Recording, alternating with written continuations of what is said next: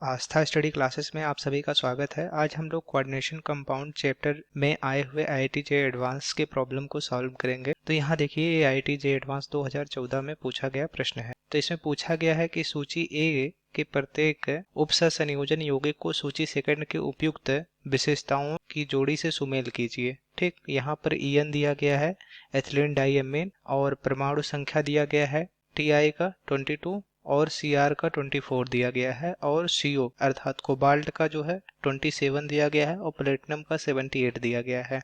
ठीक है, ये सूची फर्स्ट है और ये सूची सेकंड है। यहाँ सूची फर्स्ट में संकुल दिए गए हैं और सूची सेकंड में उनकी विशेषताएं दी गई हैं। तो हमें विशेषताओं से मैच कराना है कि कौन सा संकुल किस विशेषता से मैच कर रहा है। ठीक, सूची फर्स्ट में जो पहला संकुल दिया गया है, सबसे पहले उसकी बात कर लेते हैं। संकुल फर्स्ट दिया गया है CR NH3 का होल टेट्रा Cl2।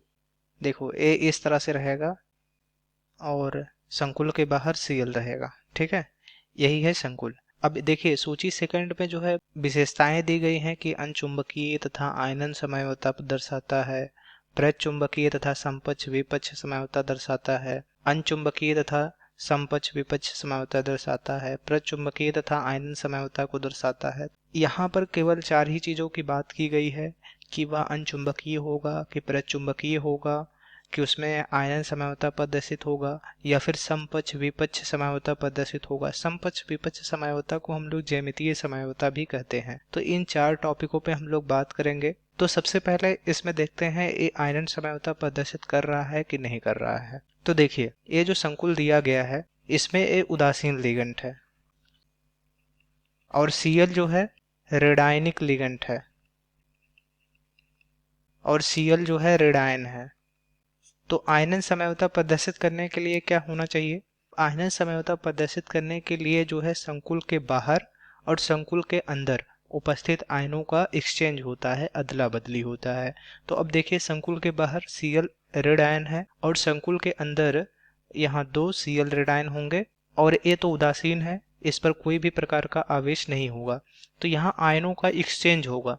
तो देखिए, यहाँ पर भी Cl रेड आयन है और यहाँ पर भी Cl रेड आयन। तो अगर इनके बीच आयनों का एक्सचेंज होगा भी तो जो कंपाउंड बनेगा वह सेम ही रहेगा। क्यों सेम रहेगा? क्योंकि संकुल के बाहर जो Cl रेड आयन है वही जो है संकुल के अंदर भी है। दोनों जो है आयन सेम ही है। अगर यहाँ पर Br रेड आयन होता और यहाँ पर Cl रेड आयन होता, तब उसके बीच आयनों का एक्सचेंज होता, तब वह आयनन समझौता प्रदर्शित करता। मगर यहाँ पर आयनन समझौता प्रदर्शित नहीं करेगा, क्योंकि संकुल के अंदर भी Cl रेड आयन है और संकुल के बाहर भी Cl रेड आयन है। अगर इन दोनों को एक्सचेंज भी करेंगे तब भी कंपाउंड्स में कोई भी अंतर उत्पन्न नहीं होगा। ठीक है, तो ये जो है आयनन समझौता प्रदर्शित नहीं करेगा। आयनन समझौता प्रदर्शित नहीं करेगा।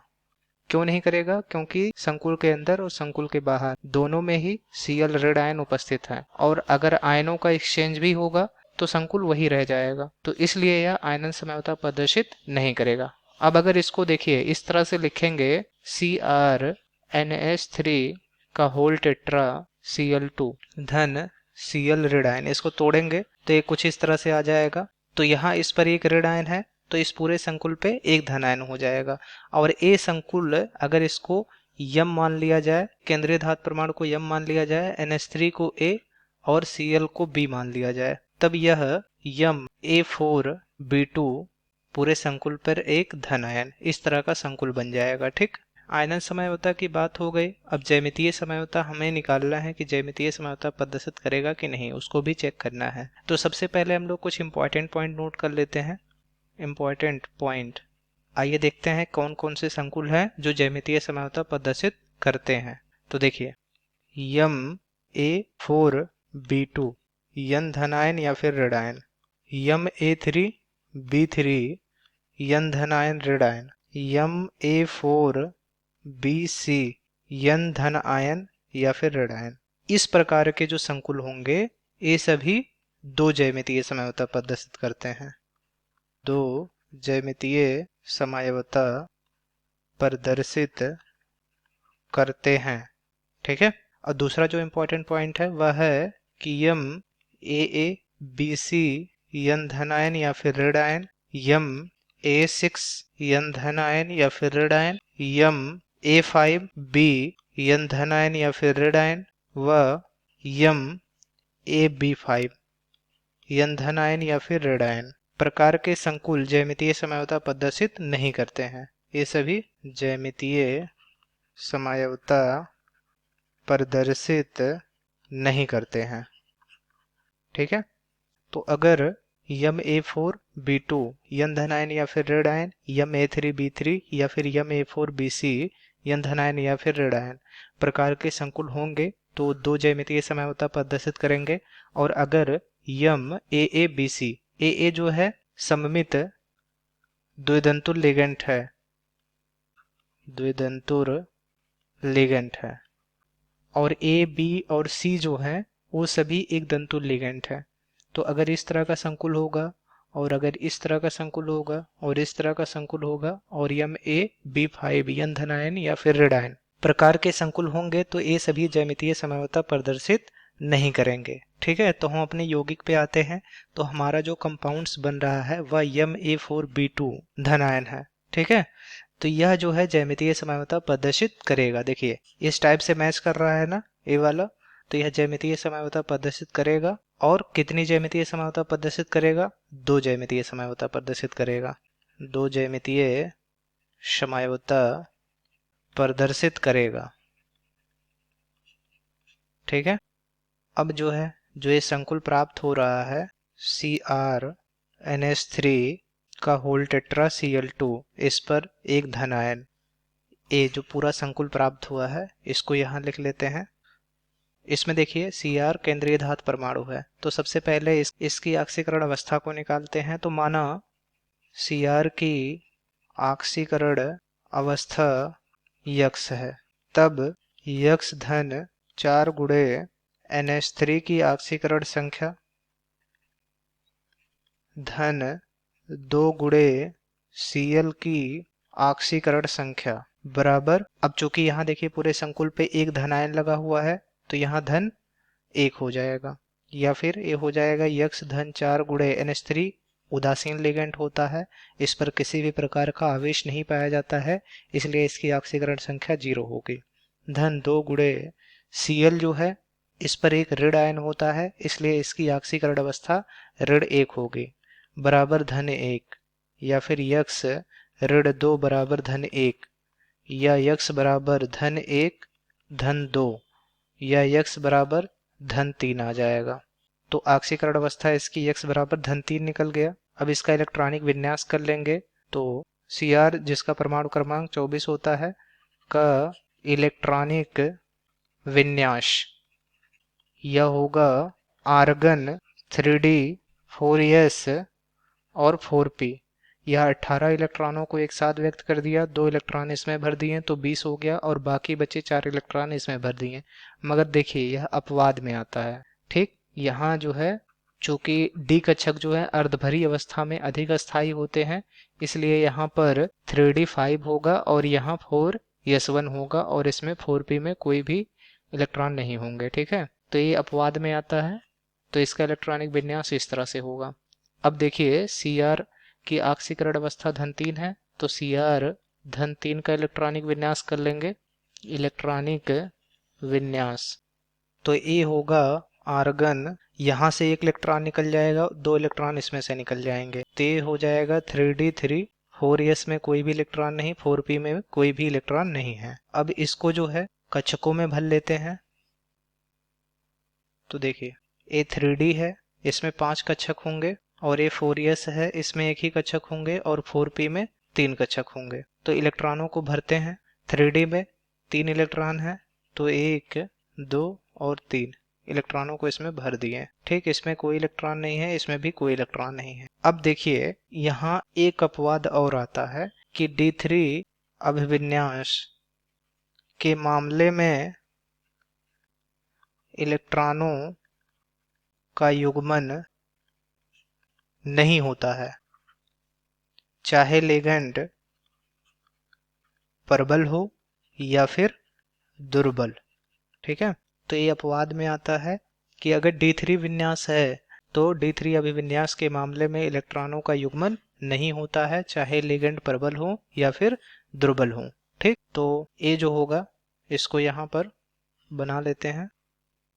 इसमें 5 कक्षक होंगे, इसमें 3 होंगे। तो देखिए ए 3D है, ए 4s है और ए 4p है। तो इसमें इलेक्ट्रॉनों की संख्या तो 3 ही रहेगी, इलेक्ट्रॉनों का युग्मन नहीं होगा। ये अपवाद में आता है, D3 अभिविन्यास के मामले में इलेक्ट्रॉनों का युग्मन नहीं होता है, चाहे लिगेंड प्रबल हो या फिर दुर्बल हो। अब जो खाली कक्षक बच गए हैं उन खाली कक्षकों में लिगेंड के इलेक्ट्रॉन युग्म आकर के बैठ जाएंगे। तो लिगेंड के इलेक्ट्रॉन युग्मों को हम लोग क्रॉस द्वारा व्यक्त कर दे रहे हैं। तो यहाँ NH3 रहेगा, NH3 रहेगा, यहाँ पर भी NH3 रहेगा, NH3 रहेगा और इन दोनों में Cl भर देते हैं।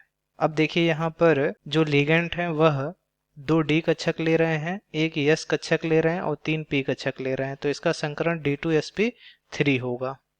ठीक, अब चूंकि इसमें अयुग्मित इलेक्ट्रॉनों की संख्या अयुग्मित इलेक्ट्रॉनों की संख्या 3 है यहाँ पर, इसलिए CrNH3 का होल टेट्रा Cl2Cl, ये जो संकुल पूरा होगा वह कैसा होगा?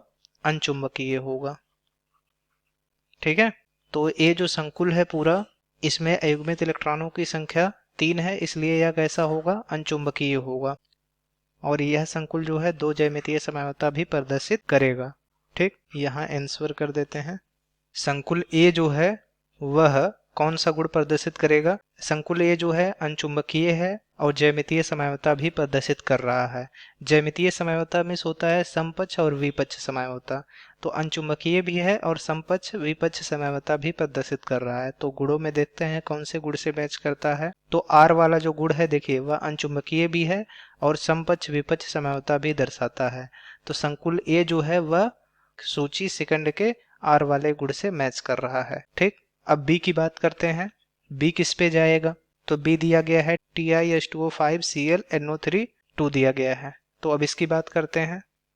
संकुल बी दिया गया है TiH2O5Cl और यहाँ बाहर दिया गया है संकुल के बाहर NO3 का होल ट्वाइस। इसको देखिए जब तोड़ेंगे तो ये कुछ इस तरह से टूटेगा, TiH2O का होल 5 Cl धन NO3, एक ऋण आयन रहेगा। अब यहाँ चूंकि 2 NO3 है तो यहाँ 2 से मल्टीप्लाई कर देंगे। ठीक है, अब देखिए यहाँ 2 ऋण आयन है तो इस पर भी पूरे संकुल पे 2 धन आयन आ जाएंगे। अब ये संकुल पूरा जो है वह अगर इसको यम मान लें, यम मीन्स केंद्रीय धातु परमाणु यह है, और H2O लिगेंड को A मान लें और Cl लिगेंड को B मान लें, तो ये संकुल कुछ इस तरह से हो जाएगा यम A5B, पूरे संकुल पे 2 धनायन। और इस तरह के संकुल जो है ज्यामितीय समझौता प्रदर्शित नहीं करते हैं, अर्थात समपक्ष और विपक्ष समझौता ये लोग प्रदर्शित नहीं करते। तो ये जो होगा समपक्ष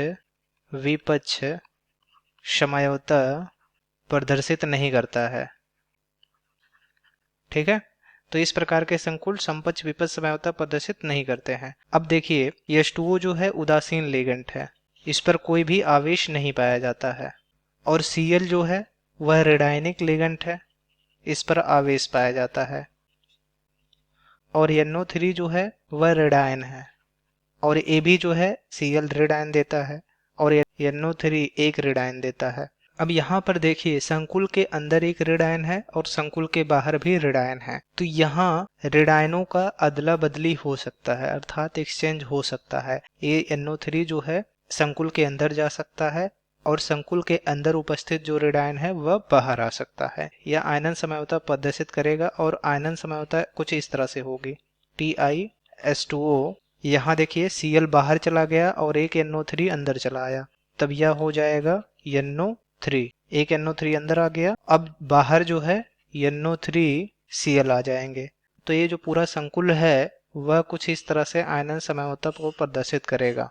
ठीक, यहाँ पर Cl ऋण आयन जो है वह बाहर संकुल के बाहर चला जाता है और NO3 ऋण आयन जो है संकुल के अंदर चला जाता है, तो यह एक आयनिक समझौता प्रदर्शित करता है।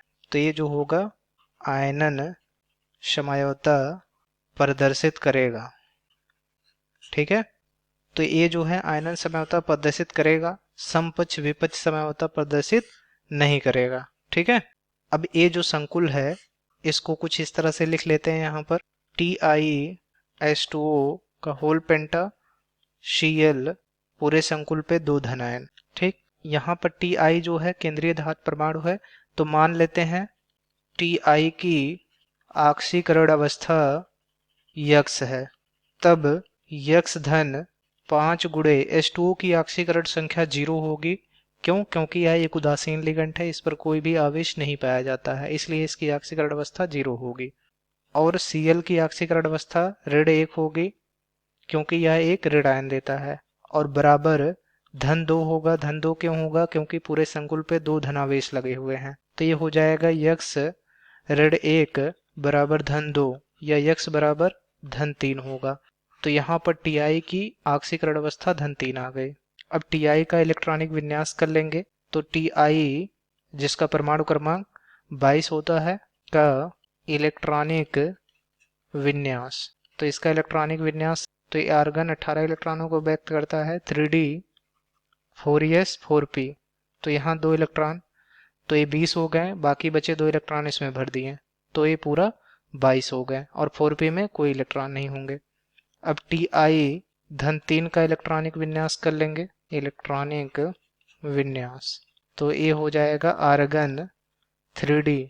देखिए धन 3 का मतलब ये होता है कि Ti से 3 इलेक्ट्रॉन बाहर निकल गए, तो 2 इलेक्ट्रॉन तो यहाँ से निकलेंगे और 1 इलेक्ट्रॉन यहाँ से, तो ये बचेगा 3d1, और 4s में कोई इलेक्ट्रॉन नहीं बचेगा, 4p में भी कोई इलेक्ट्रॉन नहीं बचेगा।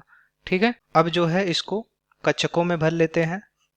तो देखिए ये 3d1 है, ये 4s में कोई भी इलेक्ट्रॉन नहीं, 4p में कोई इलेक्ट्रॉन नहीं, इसमें 5 कक्षक होते हैं, तो 5 कक्षकों को बना दिए हैं, इसमें 3 कक्षक होते हैं, और 4s में 1 कक्षक होते हैं। यहाँ इलेक्ट्रॉनों को भर देंगे, तो यहाँ 3d में 1 ही इलेक्ट्रॉन है, तो यहाँ पर भर दिए हैं। देखिए इन पांचों कक्षकों को, इसको dxy dyz और इसको dzx, और इस वाले कक्षक को dx2y2 और इस वाले कक्षक को dz2 बोला जाता है। और ये जो कक्षक होते हैं dxy dyz और dzx, ये निम्न ऊर्जा वाले कक्षक होते हैं, निम्न ऊर्जा वाले कक्षक होते हैं। और ये जो दोनों कक्षक होते हैं ये उच्च ऊर्जा वाले कक्षक होते हैं, उच्च ऊर्जा वाले कक्षक होते हैं। ठीक। अब इसमें देखिए TiH2O का होल पेंटा Cl पूरे संकुल पे 2 धनायन में H2O और Cl ये दोनों ही दुर्बल लिगेंड होते हैं। ठीक है, दुर्बल लिगेंड होते हैं। तो इलेक्ट्रॉनों का तो युग्मन होगा नहीं, क्योंकि एक ही इलेक्ट्रॉन इसमें उपस्थित है। अब इनको कक्षकों में भर लेते हैं, कक्षक यहाँ पर बना लेते हैं। A3d है, A4s है और A4p है। 3d कक्षक में टोटल कक्षकों की संख्या 5 होती है, 4p में 3 कक्षक होते हैं। ठीक। देखिए यहाँ 1 इलेक्ट्रॉन उपस्थित था, तो 1 इलेक्ट्रॉन को भर दिए। अब जो खाली कक्षक बच गए हैं उसमें लिगेंड के इलेक्ट्रॉन युग्म आकर के बैठेंगे। ठीक। तो देखिए इन दोनों कक्षकों में लिगेंड के इलेक्ट्रॉन युग्म ना बैठ करके इन कक्षकों में लिगेंड के इलेक्ट्रॉन बैठते हैं। तो यहाँ पर लिगेंड के इलेक्ट्रॉनों को भर देते हैं। लिगेंड के इलेक्ट्रॉनों को क्रॉस द्वारा व्यक्त किया गया है, तो H2O और यहाँ Cl। ठीक। यहाँ देखिए लिगेंड के जो इलेक्ट्रॉन युग्म थे इन कक्षकों में dx2y2 dz2 वाले कक्षकों में, इन दोनों कक्षकों में आकर के लिगेंड के इलेक्ट्रॉन युग्म बैठ रहे हैं, मगर dyz और dzx वाले कक्षक में लिगेंड के इलेक्ट्रॉन युग्म नहीं बैठ रहे हैं। क्यों नहीं बैठ रहे हैं? क्योंकि लिगेंड के जो इलेक्ट्रॉन युग्म होते हैं वो हमेशा उच्च ऊर्जा वाले कक्षक को ही वरीयता देते हैं। तो यहाँ पर लिगेंड के इलेक्ट्रॉन युग्म जो उच्च ऊर्जा वाले डी कक्षक हैं dx2y2 और dz2 उसी में जाकर के बैठ जाएंगे और इसमें नहीं बैठेंगे। ठीक है। क्यों? क्योंकि ये निम्न ऊर्जा वाले कक्षक हैं और निम्न ऊर्जा वाले कक्षकों को लिगेंड के इलेक्ट्रॉन युग्म वरीयता नहीं देते हैं। ठीक। तो यहाँ कुछ इस तरह से लिगेंडों को भरा जाएगा। यहाँ पर लिगेंड जो है 2 डी कक्षक ले रहा है, 1 एस कक्षक ले रहा है और 3 पी कक्षक ले रहा है, तो इसका संकरण D2sp3 होगा। ठीक है। अब देखिए इसमें अयुग्मित इलेक्ट्रॉन एक ही है, अयुग्मित इलेक्ट्रॉनों की संख्या 1 है, अतः TiH2O का होल पेंटा Cl NO3 का होल ट्वाइस। यह कैसा होगा? अनचुंबकीय होगा। ठीक है, तो ये जो संकुल होगा पूरा वह कैसा होगा? अनचुंबकीय होगा। इसमें लिगेंड के इलेक्ट्रॉन युग्म Dx2Y2 DZ2 वाले कक्षक में आकर बैठेंगे। क्यों? क्योंकि Dx2Y2 जो कक्षक होते हैं ये उच्च ऊर्जा वाले कक्षक होते हैं, और DYZ DZX वाले कक्षक में क्यों नहीं बैठेंगे? क्योंकि निम्न ऊर्जा वाले एक कक्षक होते हैं, और लिगेंड के इलेक्ट्रॉन हमेशा उच्च ऊर्जा वाले कक्षकों को ही वरीयता देते हैं। ठीक है, यहाँ देखिए Ti की ऑक्सीकरण अवस्था -3 थी, और ये पूरा संकुल जो है आयनन समझौता प्रदर्शित करता था, समपक्ष विपक्ष समझौता प्रदर्शित नहीं करता था। ठीक है, तो अब हम अपने प्रश्न पे आते हैं। तो देखिए जो बी वाला होगा वह कैसा है? बी वाला जो है अनचुंबकीय होगा और आयनन समझौता प्रदर्शित करेगा। तो सूची सेकंड में देखते हैं कौन से गुण से मैच कर रहा है। तो देखिए अनचुंबकीय तो होगा ही, और साथ ही साथ आयनन समझौता भी प्रदर्शित कर रहा है। तो सूची सेकंड में पी वाला देखिए अनचुंबकीय तथा आयनन समझौता दर्शाता है, तो बी वाला जो होगा वह सूची सेकंड के पी वाले विकल्प पे जाएगा। अब सी वाले संकुल की बात करते हैं। तो सी वाला संकुल है PTEN NH3Cl और संकुल के बाहर NO3 है।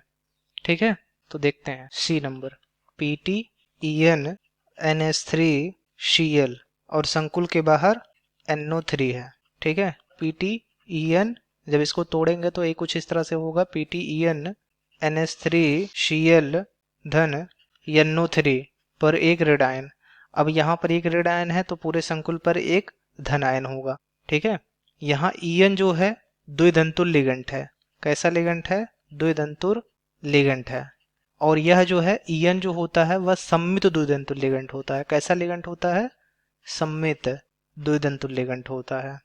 ठीक है, तो सममित द्विधंतर लिगेंड को अगर ए से व्यक्त करते हैं और NH3 को B से व्यक्त करते हैं और Cl को C से व्यक्त करते हैं तो जो संकुल बनेगा वह कुछ इस तरह से होगा। यम और Pt जो है केंद्रीय धातु परमाणु है, इसको यम से व्यक्त करते हैं तो संकुल जो होगा वह यम A B C और पूरे संकुल पे एक धनावेश।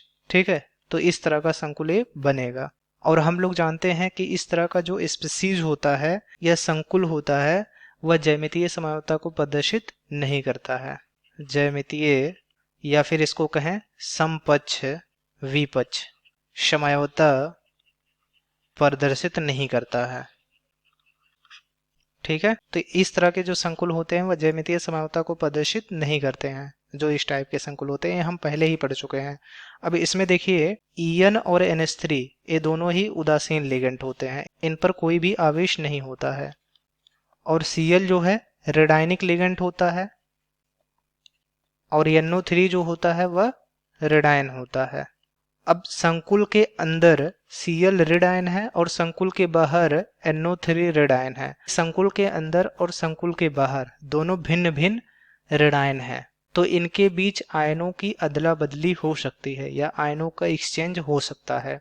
तो ये कुछ इस तरह से हो जाएगा PTEN NH3Cl की जगह पर NO3 आ जाएगा और संकुल के बाहर Cl आ जाएगा। ठीक, तो ये जो पूरा संकुल दिया गया है उसकी आयनन समझौता यहाँ पर ही है। तो अतः PTEN NH3Cl संकुल के बाहर NO3 आयनन समझौता प्रदर्शित करती है। ठीक है, अब देखिए यहाँ जो ये संकुल प्राप्त हो रहा है इसकी बात करते हैं। PTEN NH3Cl पूरे संकुल पर एक धनायन। इसमें देखिए एक केंद्रीय धातु परमाणु है, तो माना Pt की ऑक्सीकरण अवस्था यक्स है, तब यक्स धन En जो है उदासीन लिगेंड है इसलिए इसकी ऑक्सीकरण अवस्था 0 होगी। NH3 भी उदासीन लिगेंड है तो इसकी भी ऑक्सीकरण अवस्था 0 होगी। धन Cl जो है वह एक ऋण आयन देता है इसलिए इसकी ऑक्सीकरण अवस्था ऋण 1 होगी। अब पूरे संकुल पर एक धन आवेश लगा है इसलिए बराबर धन 1 होगा, यह यक्स बराबर धन 2 हो जाएगा। तो Pt की ऑक्सीकरण अवस्था धन 2 आ गई। अब Pt का इलेक्ट्रॉनिक विन्यास कर लेते हैं। तो Pt जिसका परमाणु क्रमांक 78 होता है का इलेक्ट्रॉनिक विन्यास ये होगा जिनोन 4F14 5 डी में 9 इलेक्ट्रॉन, 6s में 1 इलेक्ट्रॉन और 6p में कोई भी इलेक्ट्रॉन नहीं। ठीक, अब Pt की ऑक्सीकरण अवस्था जो है धन 2 है, तो Pt धन 2 का इलेक्ट्रॉनिक विन्यास होगा। देखिए ये जिनोन है 4f14। यहाँ देखिए धन 2 का मतलब ये होता है कि Pt के पास जो 78 इलेक्ट्रॉन थे उसमें से 2 इलेक्ट्रॉन बाहर निकल गए, तो यहाँ से 1 इलेक्ट्रॉन बाहर निकलेगा और 1 इलेक्ट्रॉन इसमें से बाहर निकलेगा, तो ये हो जाएगा 5d8 और 6s में कोई भी इलेक्ट्रॉन नहीं और 6p में भी कोई इलेक्ट्रॉन नहीं होगा। ठीक, अब इसको जो है कक्षकों में भर लेते हैं। तो देखिए ये 5d है, ये 6s है और ये 6p है। इसमें 6p में कोई इलेक्ट्रॉन नहीं है और इसमें कक्षकों की संख्या 3 होती है। 6s में कोई इलेक्ट्रॉन नहीं है, इसमें कक्षकों की संख्या 1 होती है और 5d में 8 इलेक्ट्रॉन है, इसमें कक्षकों की संख्या 5 होती है। अब इलेक्ट्रॉनों को भर देते हैं इसमें। तो सबसे पहले एक एक इलेक्ट्रॉनों को भरेंगे हुंड के नियमानुसार, उसके बाद इलेक्ट्रॉनों का युग्मन होगा। तो 5 1 6 हो गया, 7 और 1 8 हो गया। अब यहाँ पर जो संकुल है उसमें लिगेंड En प्रबल लिगेंड है और NH3 तथा Cl जो है दुर्बल लिगेंड है। ठीक, तो जो संकुल दिया गया था उसमें En जो है प्रबल लिगेंड है और NH3 और Cl जो है दुर्बल लिगेंड है। यहाँ पर NH3 जो है दुर्बल लिगेंड की तरह कार्य क्यों करेगा? क्योंकि देखिए Pt की ऑक्सीकरण अवस्था धन 2 आया है। अगर Pt की ऑक्सीकरण अवस्था धन 2 है या फिर धन 2 से कम है तो वहां पर NH3 जो है वह दुर्बल लिगेंड की तरह कार्य करता है। और अगर Pt की ऑक्सीकरण अवस्था धन 3 होता या फिर 3 से अधिक होता तो वहां पर NH3 प्रबल लिगेंड की तरह कार्य करता। तो यहाँ पर चूंकि Pt की ऑक्सीकरण अवस्था धन 2 है इसलिए NH3 जो है दुर्बल लिगेंड की तरह कार्य करेगा और Cl जो है वह भी दुर्बल लिगेंड है और En यहाँ पर प्रबल लिगेंड है। ठीक है, यहाँ देखिए इलेक्ट्रॉनों के युग्मन की बात करें तो यहाँ पर इलेक्ट्रॉनों का युग्मन हो जाएगा। क्यों इलेक्ट्रॉनों का युग्मन हो जाएगा? देखिए ये अपवाद में आता है। अपवाद में इसलिए आता है क्योंकि Pt का आकार बड़ा होता है और Pt के आकार के बड़े होने के कारण इलेक्ट्रॉनों का युग्मन हो जाएगा। ठीक, चूंकि Pt का आकार बड़ा होता है इसलिए इलेक्ट्रॉनों का युग्मन हो जाएगा, युग्मन हो जाएगा। ठीक, अब इसको कक्षकों में भर लेते हैं। ये जो है 5d है और ये 6s है और ये 6p है। 6p में 3 कक्षक होंगे और 5d में 5 कक्षक होंगे। ठीक, तो 5d में जो इलेक्ट्रॉन होंगे ये देखो ये युग्मित है इतना, तो इसको ऐसे ही भर देते हैं और बाकी ये दोनों युग्मित नहीं है। अब इनका युग्मन हो जाएगा। क्यों युग्मन होगा? क्योंकि यहाँ पर Pt का आकार जो होता है वह बड़ा होता है और Pt के आकार के बड़े होने के कारण यहाँ पर इलेक्ट्रॉनों का युग्मन हो जाएगा। ठीक है, तो यहाँ देखिए इलेक्ट्रॉनों का युग्मन लिगेंड के कारण नहीं हो रहा है। किसके कारण हो रहा है? केंद्रीय धातु परमाणु Pt के कारण हो रहा है। और क्यों हो रहा है? Pt का आकार बड़ा है इसलिए इलेक्ट्रॉनों का युग्मन हो जा रहा है। ठीक, तो यहाँ पर इलेक्ट्रॉनों का युग्मन हो जाएगा।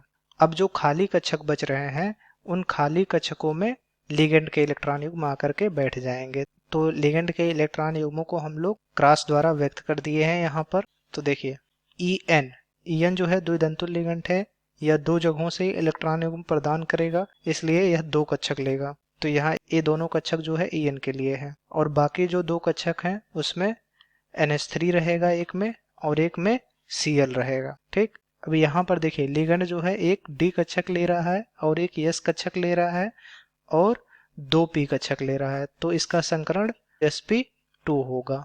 ठीक है, यहाँ पर देखिए अयुग्मित इलेक्ट्रॉनों की संख्या 0 है। अयुग्मित इलेक्ट्रॉनों की संख्या 0 है इसलिए Pt En NH3 Cl संकुल के बाहर NO3 है। ठीक, यह कैसा होगा? प्रतिचुंबकीय होगा। ठीक, तो ये जो संकुल होगा यह प्रतिचुंबकीय होगा। प्रतिचुंबकीय क्यों होगा? क्योंकि इसमें अयुग्मित इलेक्ट्रॉनों की संख्या 0 है और इसका संकरण DsP2 होगा।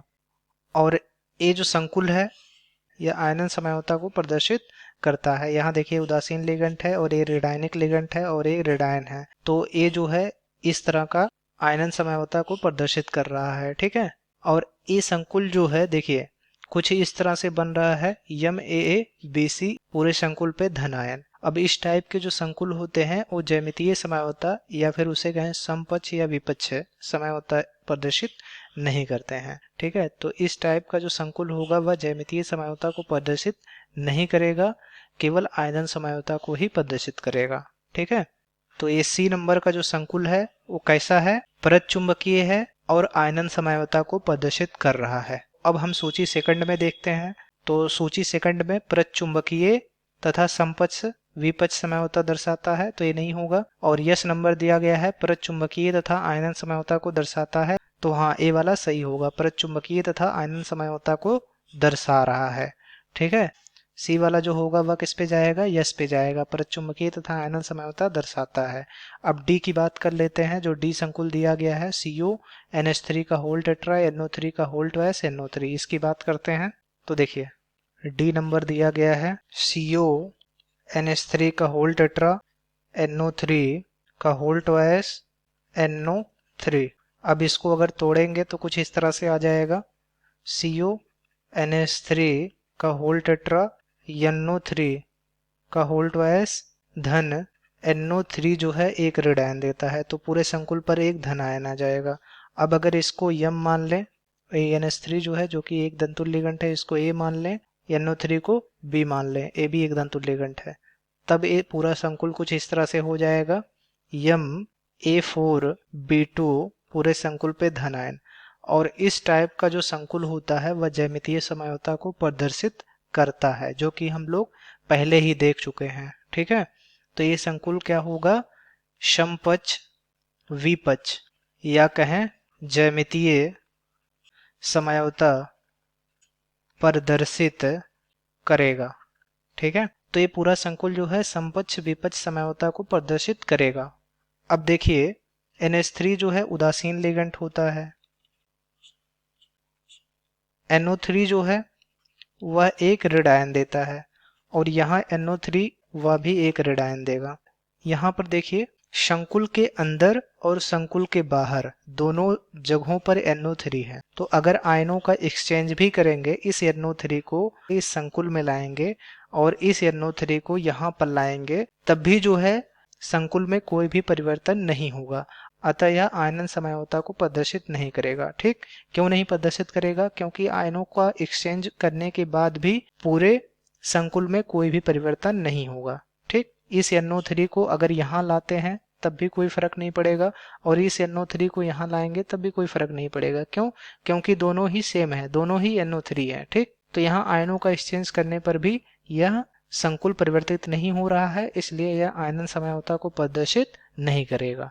ठीक है, तो ये पूरा जो संकुल होगा वह आयनन समझौता प्रदर्शित नहीं करेगा। ठीक है, ज्यामितीय समझौता को प्रदर्शित करेगा। अब देखिए ये जो पूरा पार्ट है इसकी बात कर लेते हैं। CO NH3 का होल टेट्रा NO3 का होल ट्वाइस पूरे संकुल पे एक धन आयन लगा हुआ है। इसमें CO केंद्रीय धातु परमाणु है, तो माना CO को कोबाल्ट कहते हैं कि ऑक्सीकरण अवस्था यक्स है, तब यक्स धन 4 गुणे NH3 की ऑक्सीकरण अवस्था 0 होगी और NO3 की ऋण 1 होगी, तो यहाँ 0 हो गया, धन 2 गुणे ऋण 1 होगी, बराबर पूरे संकुल पे एक धन आयन लगा हुआ है तो बराबर धन 1 हो जाएगा, या यक्स ऋण 2 बराबर धन 1, या फिर ये आ जाएगा यक्स बराबर धन 1 धन 2, या यक्स बराबर आ जाएगा धन 3। ठीक है, तो यहाँ पर कोबाल्ट की ऑक्सीकरण अवस्था धन 3 आ गया। अब कोबाल्ट का इलेक्ट्रॉनिक विन्यास कर लेंगे। CO जिसका परमाणु क्रमांक 27 होता है का इलेक्ट्रॉनिक विन्यास, तो देखिए आर्गन जो कि 18 इलेक्ट्रॉनों को एक साथ व्यक्त करता है 3D 4s 4p, तो 18 और यहाँ 2 20 हो गया, बाकी जो बचे इलेक्ट्रॉन है उसको 3D कक्षक में रख देंगे और यहाँ 4p में कोई इलेक्ट्रॉन नहीं है। ठीक, अब चूंकि इसकी ऑक्सीकरण अवस्था धन 3 है इसलिए CO धन 3 का इलेक्ट्रॉनिक विन्यास कर लेंगे। तो CO धन 3 का मतलब ये हुआ कि कोबाल्ट में जो 27 इलेक्ट्रॉन थे उसमें से 3 इलेक्ट्रॉन बाहर निकल गए, तो यहाँ से 2 इलेक्ट्रॉन बाहर निकलेंगे और 1 इलेक्ट्रॉन इसमें से निकल जाएंगे, तो ये हो जाएगा आर्गन 3D6 4s में कोई इलेक्ट्रॉन नहीं, 4p में भी कोई इलेक्ट्रॉन नहीं। अब इसको जो है कक्षकों में भर लेते हैं। ये 3D6 है, 3D में 5 कक्षक होंगे, 4S में एक ही कक्षक होगा और 4P में 3 कक्षक होंगे। ठीक, इसमें कोई भी इलेक्ट्रॉन नहीं है, 4S में भी कोई इलेक्ट्रॉन नहीं है। इसमें इलेक्ट्रॉनों को भर देते हैं 3D में, तो एक एक इलेक्ट्रॉनों को पहले भरेंगे, उसके बाद इलेक्ट्रॉनों का युग्मन कराएंगे। अब 4S में कोई इलेक्ट्रॉन नहीं है, 4P में भी कोई इलेक्ट्रॉन नहीं है। अब देखिए जो संकुल है CONH3 का होल टेट्रा NO3 का होल ट्वाइस, पूरे संकुल पे धन आयन, इसमें NH3 प्रबल लिगेंड है और NO3 दुर्बल लिगेंड है।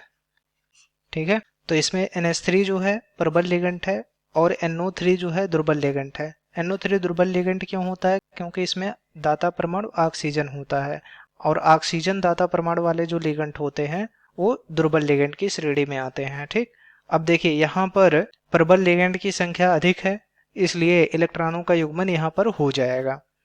चूंकि प्रबल लिगेंडों की संख्या अधिक है, इसलिए इलेक्ट्रॉनों का युग्मन हो जाएगा।